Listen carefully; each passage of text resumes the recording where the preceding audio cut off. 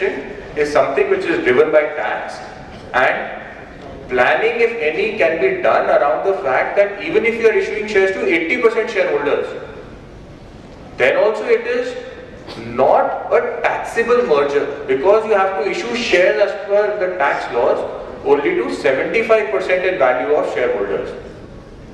There are other issues for the shareholder who gets cash, but from a tax perspective, first your merger is still tax neutral even if you issue shares to 80% of the shareholders of the merging company.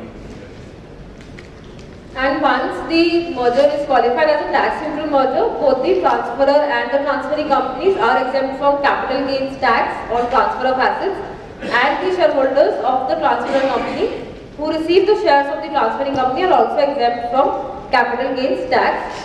The cost is proportionately divided, the cost of the transfer company is now available for the shares which they receive in the transferring company. So, only to detail this point out, what happens in a merger, if you think about it and break it down into different parts, is that one company has sold its assets to the second company. That's part one. The shareholders of the merging company have effectively sold their shares in the merging company and in exchange got shares of the surviving company. So these are the two things that are happening in a merger per se.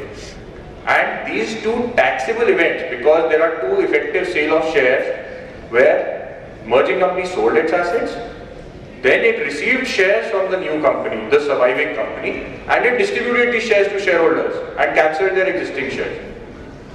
These transactions would have otherwise been taxable, but there is a clear tax exemption so that there is no hardship on the merging company or its shareholders when a tax neutral merger takes place.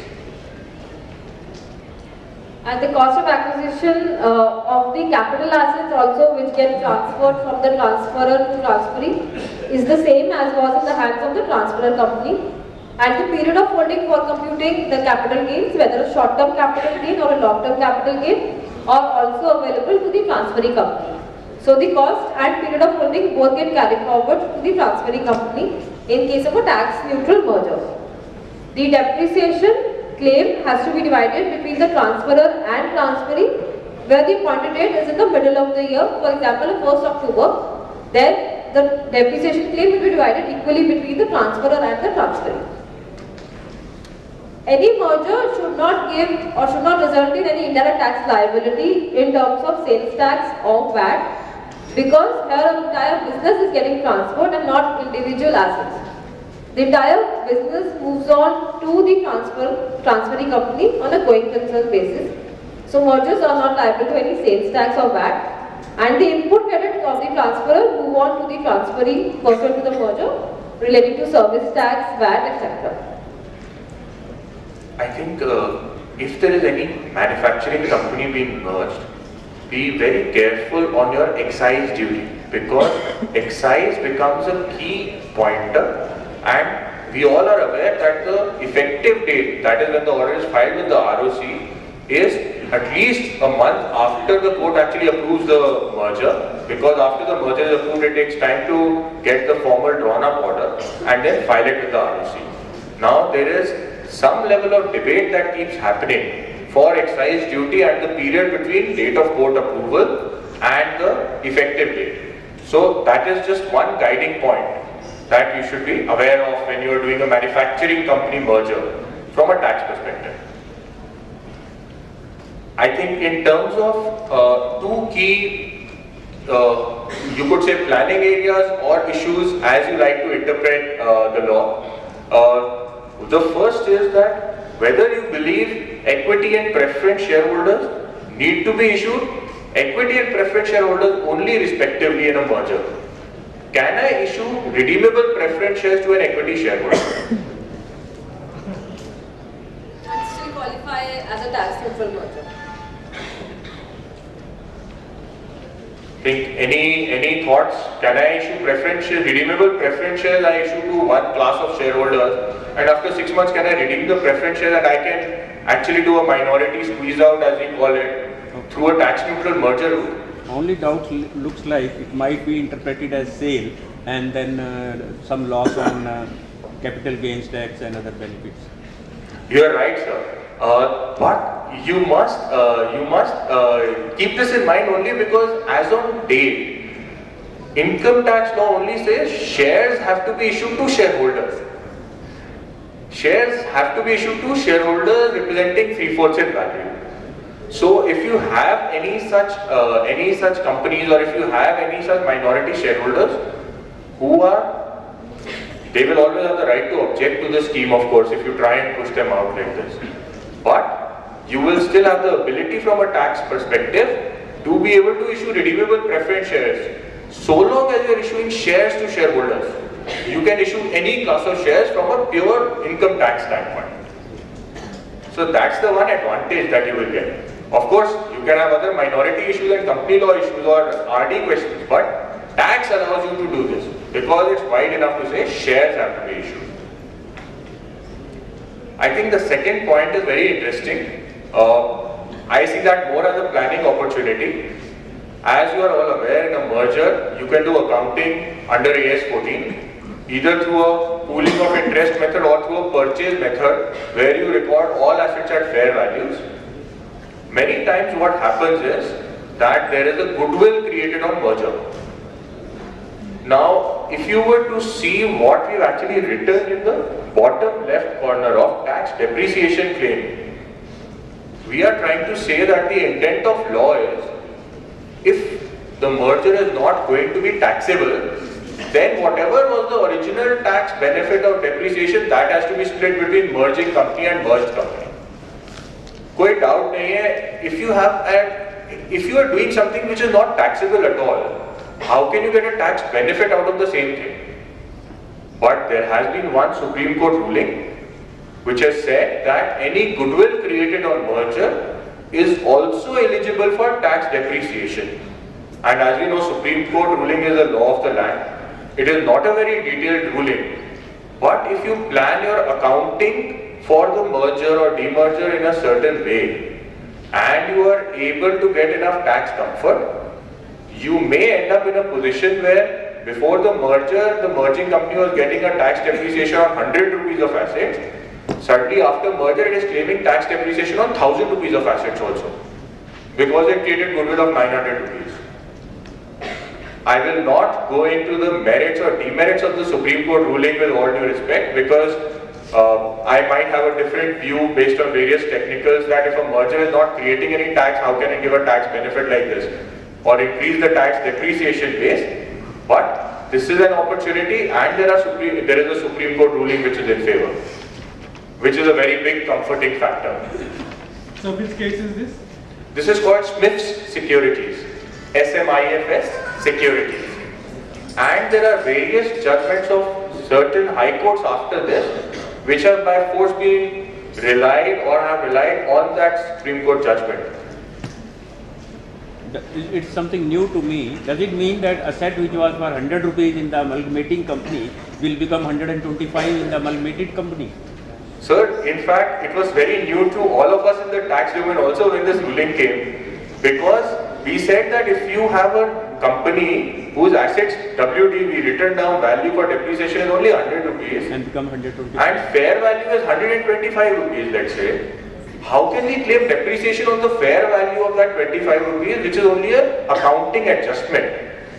एक balance sheet में मेरे assets कम है, मेरी liabilities ज्यादा आ रही हैं, तो मैं बैलेंस को सिर्फ प्लग करता हूं ताकि मेरी बैलेंस शीट बैलेंस्ड रहे, as we are used to seeing. अब आप मुझे उस पर टैक्स बेनिफिट भी दे रहे हो. So it would be interesting to read that judgment. What is that judgment? Sir, it is actually a 25-line judgment only. It doesn't speak too much.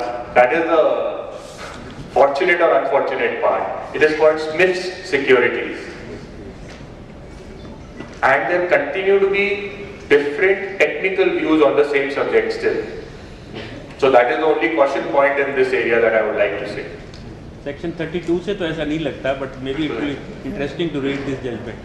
That's right, sir. Section 32 and many other provisions, they don't allow you to do this, but yes, there is one ruling which is in favor. And which sections they have quoted in the judgment? So they have relied significantly on the creation of goodwill on merger to say that it is an intangible asset, and they have only said that goodwill, as per them, is an intangible asset eligible for depreciation under Section 32 of the Income Tax Act 1961.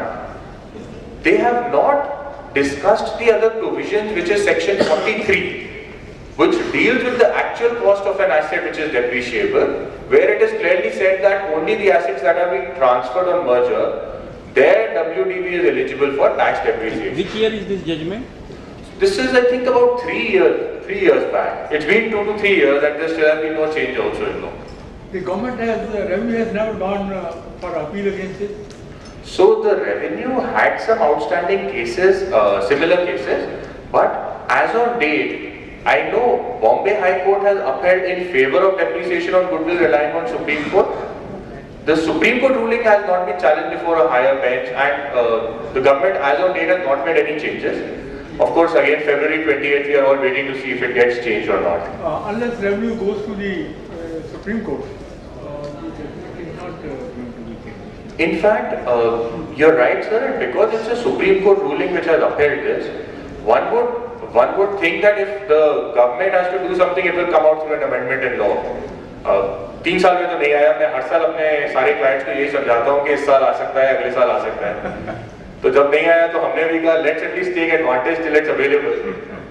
With the Supreme Court ruling, rest assured you will not have a penalty, because if you are not paying tax, that is fine to pay that tax later, and maybe with a certain interest which is equivalent to a bank rate of interest. But penalty ना लग जाए 100 से 300%. No penalty and no retrospective effect with the new government change. Sir, I will refrain from any comments. With this, I move to the next slide. Now, I'm moving to the demerger concept. So, how is demerger different from a merger? In case of a merger, the entire company moves to the transferee. However, in case of a demerger, only one of the undertaking of the demerged company moves. So, in a demerger, the company may have 2 undertakings, and they would want to transfer one of the undertakings for various reasons. So the way the demerger happens is that DECO has 2 divisions, Division 1 and Division 2. They want to transfer out Division 2 to ARCO, which is the resulting company in this case. How will the demerger happen is that Division 2 would move to ARCO, and in consideration of the demerger, ARCO would issue shares directly to the shareholders of the demerged company, which is DECO. So this is again a High Court driven process, and the consideration is to be discharged in the form of shares by the resulting company. If the undertaking is getting demerged into a holding company, like is shown in the example, then no shares will be issued because a company can't issue shares to itself. So I just want to make one point here, since you all are very well versed with companies at 2013 and much better than us here. We know there is this concept of a merger where no High Court approval is required. We are still struggling to see that when that section is notified, if I can do a merger or demerger under those provisions without the High Court approval and still take advantage of the income tax neutrality. Because the demerger clearly says somewhere it provides correctly for sections 391 to 394, and it talks about High Court approval in various specifics. So one obviously hopes that when those sections are notified, there will be amendments in the income tax law. Nitin, one question. Can you throw some light in this case? There is no issue of the shares by the resultant company. Now, what is the implication of stamp duty? There won't be any implication at all. From a tax perspective? Stamp duty. Stamp duty. So sir, it's very interesting, and first I'll start by saying it depends on which state the registered office is when you start the demerger. And I know I'm encroaching on Satvinderji's topic, but I will just take 2 minutes to answer your question to the best of my knowledge. In Bombay, the understanding is that if it were a wholly owned subsidiary as on appointed date and this demerger happened, there is no stamp duty being levied by the stamp duty authorities, because the article is only referring to a value of shares and there are no shares being issued. Right. In Karnataka, the article clearly states that stamp duty will be levied even on a cancellation of shares. Okay. So Karnataka and Mumbai are the simplest for me to pick up because I've had practical experience and it's very clear. Delhi for me is a mixed bag where I will look to all of you for advice, because the Delhi Towers judgment refers to value of shares issued to be the starting point for calculation in the absence of any calculation provision under the Delhi Schedule 1A. If I go purely by the law, then because shares are not being issued, I should be following the Bombay Stamp Act and not paying stamp duty. Exactly. I understand that here there is a certain debate going on in the stamp duty office internally, and currently I think they've put the stamp duty payment on abeyance. So I think for some reason I had a merger of a wholly owned subsidiary into a parent in Delhi. We responded saying there is no value of shares issued, therefore no stamp duty. And after that, they have not come back to us at least. So I believe there is some internal debate in Delhi going on. Any idea about the UP state? So UP for me has always been very complicated for many reasons, not just for stamp duty. I know in UP the Hero Motor judgment happened. Exactly. I believe that's been appealed somewhere, is what I understand. The entry has not been notified as yet, but in UP you can take advantage of the exemption notification of 1942 for such transfers, Yes. and anywhere not pay any stamp duty. And So that for is UP, being accepted yes, by the states. yes. UP currently is accepting it. Haryana, of course, has cancelled it. Right.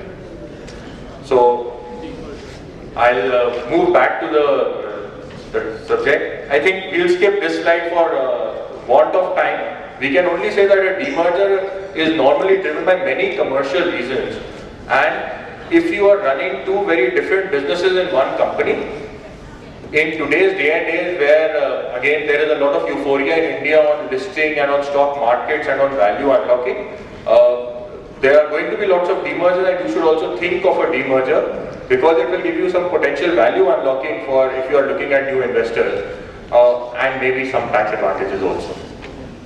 Sure. So to qualify for a tax-neutral demerger, the conditions are a bit different from a tax-neutral merger. Firstly, in case of a tax-neutral demerger, the undertaking or the business which is getting transferred should qualify as an undertaking defined under the Income Tax Act. So anyone has any idea what constitutes as an undertaking under the Income Tax Act? Unit or a factory or an establishment, something like that. Right, sir. You need a business to be carried out. So it can be a factory, as you said, it can be a service, it can be an e-commerce business. So anything which should be business and which the resulting company can carry on as a business.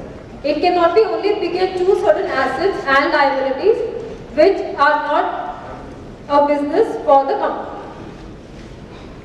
And if you see any demerger, this will be the starting point of debate, and maximum time will be spent by tax people trying to make sure that this is an undertaking. Especially if you are trying to demerge out one piece of land in Gujarat and 3 pieces of land in Haryana, there will be someone like me jumping up and down saying, "Sara tax lag jayega aapko," and this is not a tax neutral demerger. So I think this is the one place where you should be spending the maximum planning time from a demerger standpoint. And to qualify for a tax neutral demerger, it is better if the demerged company has two undertakings. Otherwise, the question will be, why did you not merge then a demerger? All the properties and liabilities of the undertaking should be transferred to the resulting company. Here, the assets are to be transferred only at book value. So there cannot be a fair value recording in the books of the resulting company in case of a demerger to qualify for a tax neutrality. Consideration, as we mentioned, is to be discharged in the form of shares on a proportionate basis. And same as merger, at least 75% in value of the shareholders of the demerged company should be issued shares by the resulting company. Now the next aspect is carry forward of tax losses. In case of a demerger, even a service company can carry forward its tax losses to the resulting company, but these losses will not get a fresh lease of life. So the remaining period would continue in the resulting company, and only the losses which are relatable to the demerged undertaking will be available in the hands of the resulting company. This is again another key feature for planning in merger versus demerger. If you have a loss-making service business, sometimes it may be better to think of demerging it out into other companies, rather than looking at a merger, even though in a demerger you have to live with the continuing company. But it still might be better to carry forward your tax losses. The capital gains exemption remains same as in case of a merger for the assets of the demerger undertaking and the shares issued to the shareholders. I think on this slide we will not spend too much time. It is very similar to a merger. You get a tax set-off of all your demerger expenses. There is no indirect tax issue normally. There is no sales tax or VAT. And shareholders are also not subject to any capital gains tax when they are receiving shares. But resulting companies will require separate registration and all that paperwork. That's right. It will require separate registration. You will need to prepare even before you get the effective date of the demerger, because on the date of on the effective date, you will not be otherwise able to run your factory only. So in a demerger, because it's being split and there is no succession happening of everything, you need to be able to identify and prepare for the demerger implementation much in advance. So I think very quickly we'll try and walk you through one or two interesting demergers which have happened recently, and I will just start by asking, I'll explain the case study on what happened, and then I will maybe just take your guidance on why you think that happened. I think Polaris, of course, is one such example. Commercially, there was no doubt that they had to demerge. Under IT, they had one services business and they had a products business.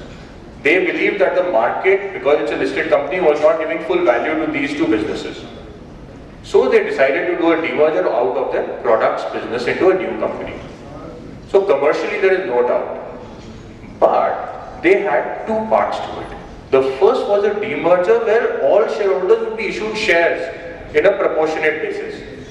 And now, if you see the second part, it was to offer an exit to certain shareholders from the products business. How did they do this? They first said we will do one record date where we will issue shares to all the shareholders. Then we will come out with a second record date where the shareholders will have the option to tender their shares back to the products company and be issued non-convertible debentures or NCDs instead, which will be redeemable or repayable in, I think it was 6 months or 1 year. Non-convertible or convertible? Non-convertible. So they wanted to give a pure cash exit to the public shareholders. First they issued shares to everybody, did all the compliances with SEBI, stock exchanges, everything. Then they said, now we give you an option, and it was all in the same scheme. Now we give you an option, if you want to exit from the products business because aapko business acha nahi lagta, as a company we are giving you an exit option to cancel your shares and instead be issued NCDs, which are repayable after 90 days in fact, not even 180. So why did they have to do it in two parts? Why not just tell all the shareholders that, look, whoever wants to exit from the company can get NCDs repayable after 90 days or 90 days BQ. Who can just take cash and move out of the company? 90 days में कुछ ऐसा तो होना नहीं वाला company में कि बहुत सारा पैसा आएगा. So that's right, they have to issue shares on demerger. The second thing is also, if they would have given an open option, maybe they would have breached certain SEBI requirements depending on where the promoters were. In this case, promoters I think were at 30% only. So it wasn't so critical, but at 65% if they would have given this option, they would have breached other issues under SEBI. So this was very interesting where every continuing shareholder in products business increases his stake if someone else chooses to exit and takes NCDs instead. Purely from a tax standpoint, they had to issue shares and then they did a second leg of saying, now we will cancel your shares in the same scheme. So it was a capital reduction prospective where they will take back the share and then issue NCDs.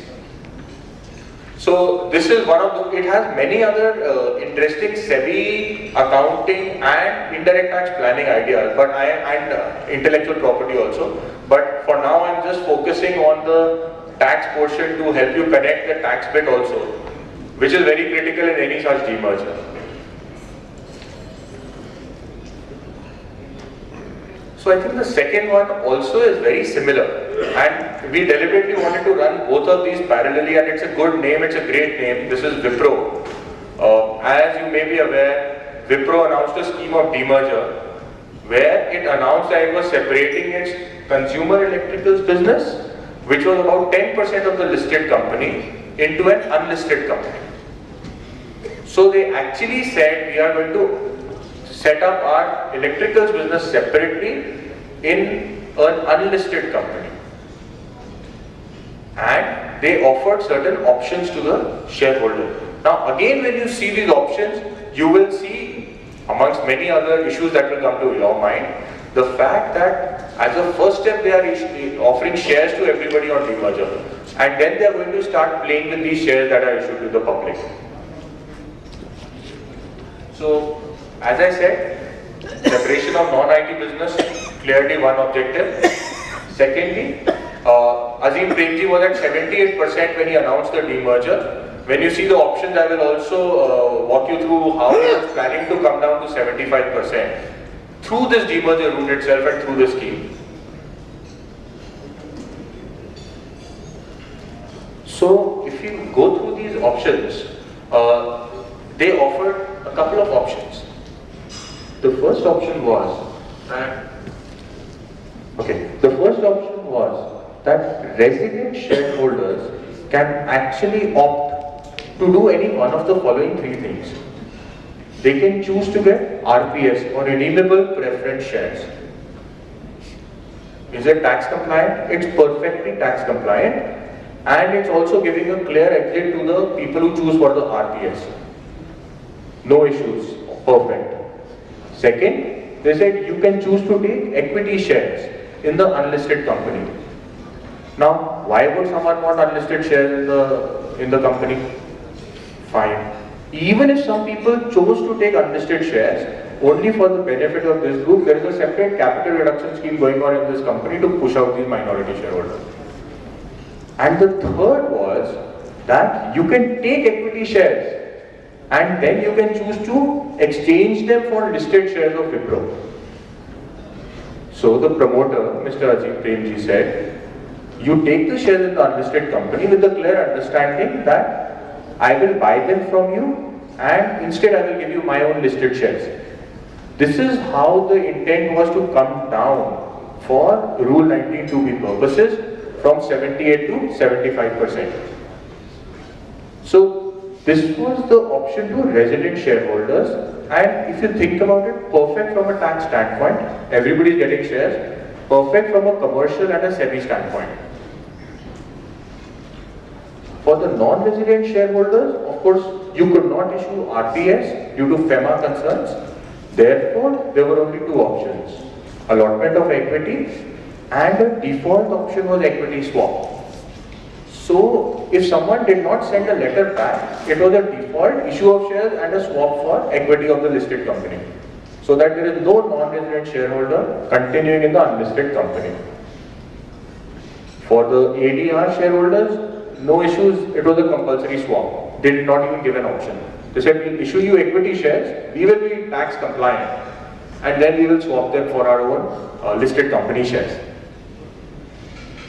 So if you see both these schemes, yes, driven very strongly by commercials, but they also had an underlying tax intent in them.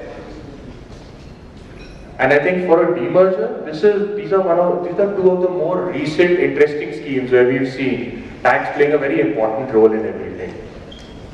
Of course, I'm not talking about shareholder tax, because if you cancel your shares and get NCDs, that creates tax issues for the shareholder. Or if you agree to exchange your shares, it is seen as a deemed sale of shares and you automatically become fully taxable on that also. So without going into the shareholder tax issues, at least the company came out with a good way to meet its commercial objectives and also give exit to public shareholders. So I think we got a couple of other slides, but I'm going to stop here now because I think I've got about 5 minutes more. And I know a lot of people have already left for lunch. So I'm happy to take any questions in the last 5 minutes between Shuchi and me, if you'd like to ask us any questions or talk about any. Yes, if the transfer company is availing Section 80I benefit, will that benefit continue?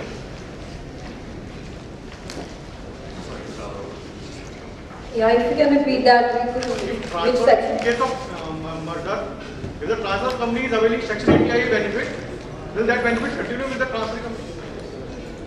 No, that will not, because of the specific amendment in the Income Tax Act, where after 1st April 2007, no such benefits will pass on to the resulting company or the transferring company.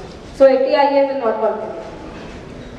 But if you have just started making the facility where 80IA benefit can be taken in future, and you shift out that facility as a merger or a demerger before you start claiming the benefit, then you will get an advantage still. What will be the implication of taxation on slump sale transactions?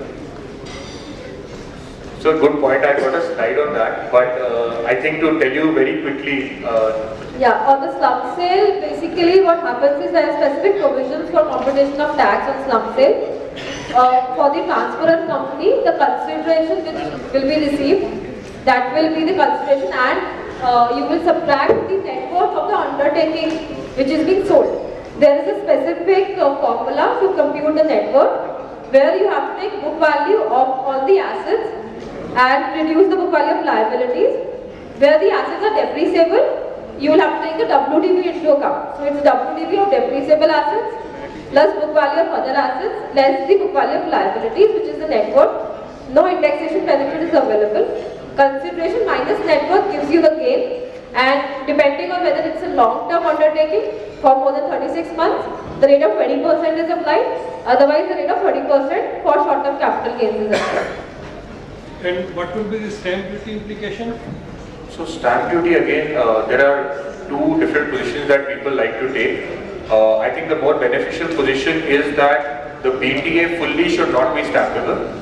Movable assets to be transferred by delivery. On immovable assets, where you are executing a separate conveyance deed, you end up paying stamp duty on that in the respective states. I know there is another very strong technical position where people insist that the full BTA or business transfer agreement should be stampable because it is the instrument of conveyance. But I think we've chosen to take the route where less stamp duty is paid. Yes, one small question. Will there be any problem in case of demerger between holding and subsidy, and we are using the shares to the holding company? I'm not coming under 219AA of the income tax. Will there be any problem?